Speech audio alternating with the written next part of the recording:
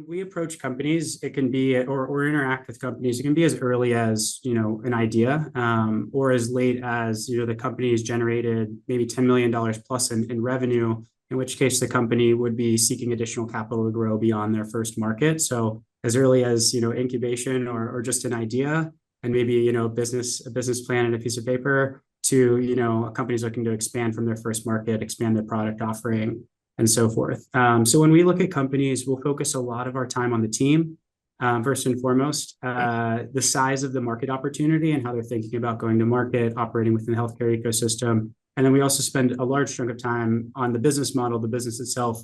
But specifically, given our healthcare focus, we focus a lot on the clinical model. How are they reinventing the clinical model or aspects of that side of things?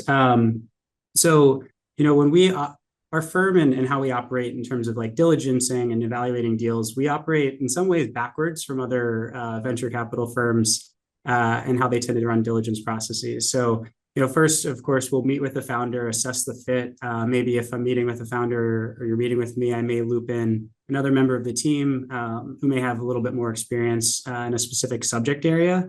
But after that first initial kind of touch point, from there, we actually have the companies come and pitch our full partnership right at the beginning. So usually that may come last as like the last step of the diligence process. We love to bring folks in and have, put you right in front of our full partnership right away. Our full team can get to know you.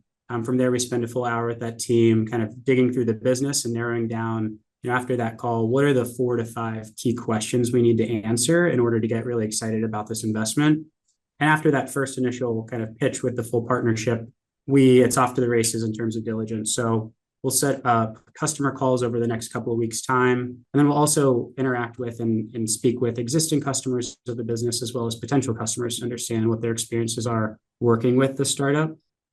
As those diligence calls progress, assuming calls continue to go well and validate those initial set of questions, we'll also work with the company and the founder to really understand what are the expectations for the financing, how much money are they planning to raise, how are they thinking about board construction milestones that would set them up for success in the long run. And then, assuming those calls continue to trend positively, we would, hopefully at that point, we've interacted with the founders, the management team enough that we've gotten to really know them well, and they've also gotten to know our team very well, and start to see how we can really work together to build a large, enduring business. And then we would put forward an offer, submit a term sheet, and hopefully get to close. And that's kind of wraps up all the hard work. The hard work's done there, but in reality, the hard work's just beginning, right? The founders and team can get back to working and doing the important work of building the actual company itself. But hopefully that's helpful in terms of how we think about and evaluate companies at Flair.